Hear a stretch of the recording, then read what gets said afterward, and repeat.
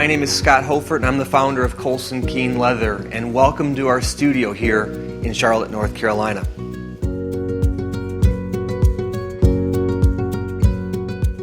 This happens all the time, where you as our client, as our customer, you walk through this door, and the smell of hides, the pounding of the leather that ultimately becomes a bag on the bench, the stitching of the bag, the clicking of keyboard strokes as you're hearing us print labels as we ship all over the world. You walk into this space and you don't understand, at least before you walked in, you didn't understand that this was also a place that not only do we sell leather goods, but we manufacture them, we create them from beginning to end. And that experience sort of heightens something inside of you. And so you come in and you sit down and you open up your current bag, and we begin to create with the things that are in your current bag a new container, something else that would hold these things that you deem valuable.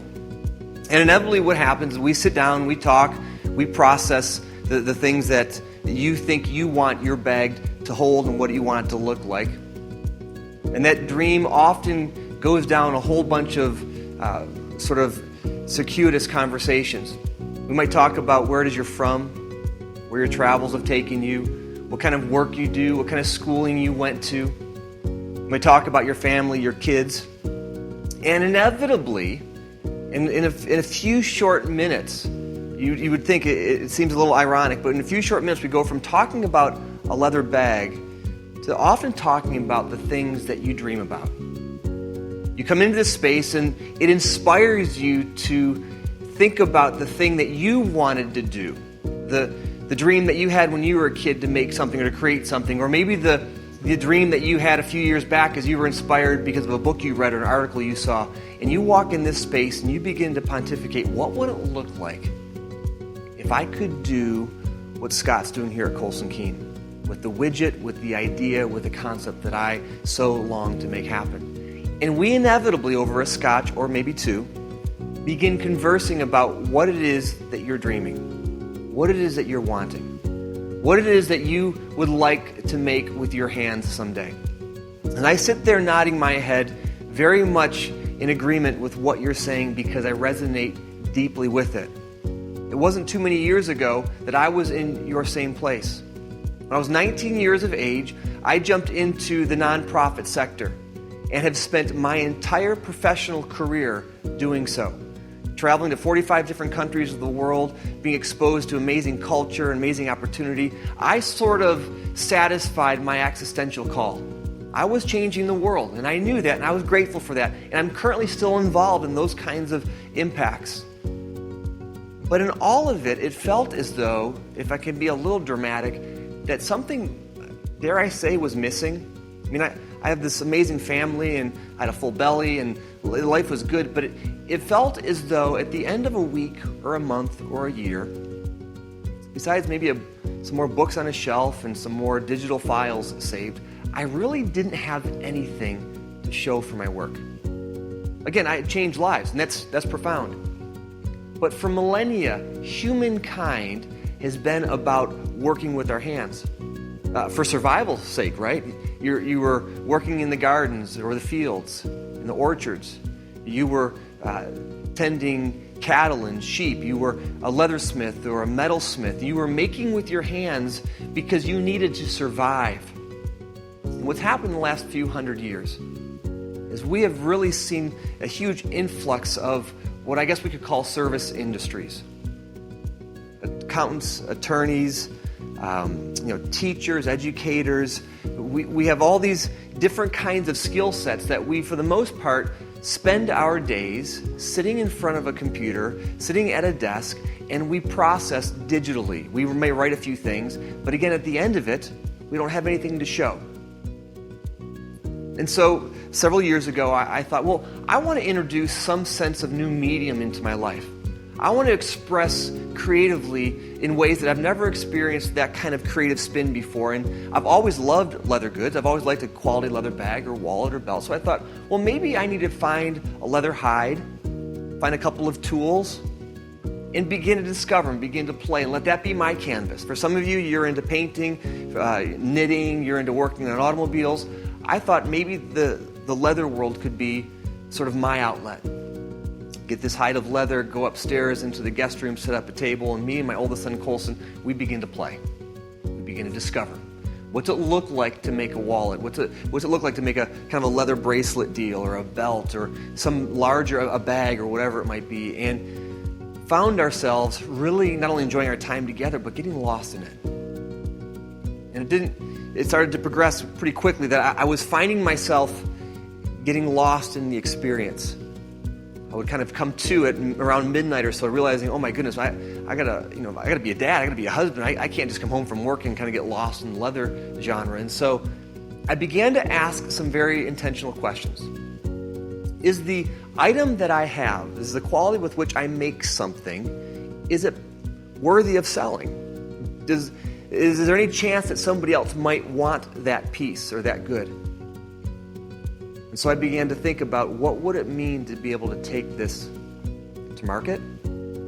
Some place, some space that somebody would say, yes, I will give you a fair wage for that quality experience, that quality product. And so we began, and thus began, the journey that is now ColsenKeane Leather.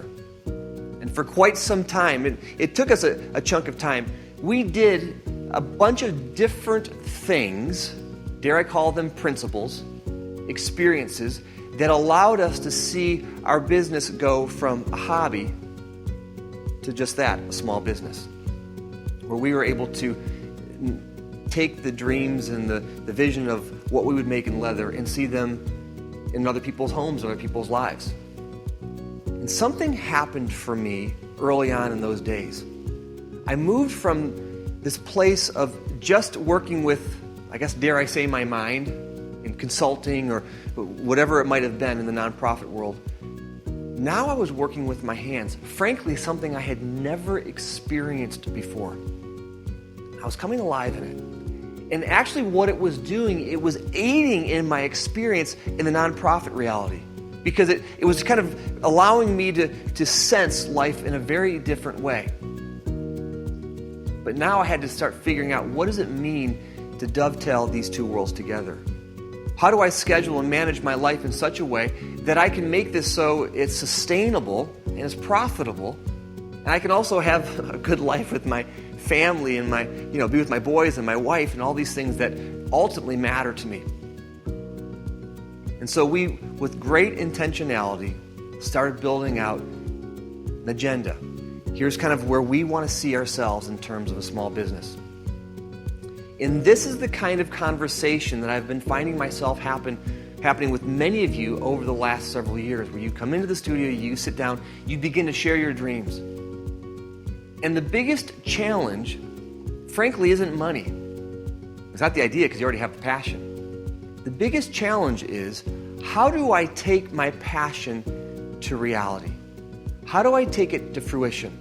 How do I get it out of my head, maybe onto some paper, and then actually that service or that good or that experience into other people's hands, into other people's lives? So you're sitting here in my studio and you're sharing your heart. And my head is nodding emphatically, not because I'm trying to patronize you, but because I get it. I understand where you're coming from.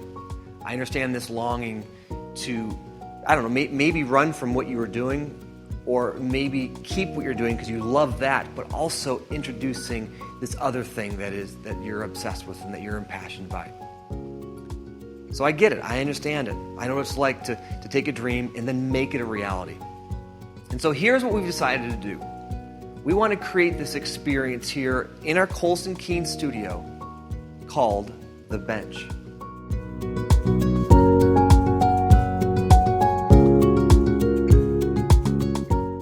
What is the bench? Well, in our context here, the workbench is this space where you begin to work with your hands. You begin to develop and form and to create and to make something that maybe you never knew you could actually see realized. It's where you make mistakes. It's where you accidentally cut your finger and you bleed on the thing that you are loving to make. Or maybe it's the place that you type the first words to this book you're longing to create, or the movie script that you hope that somebody else will take down the road. And so At the bench, what we want to do is over that couple day event, we see this being about a day and a half to 2 days. You will come here to Charlotte, you will come into this space, and the experience is not going to be just academic. Our intent is that it is very visceral, that it is very sensory.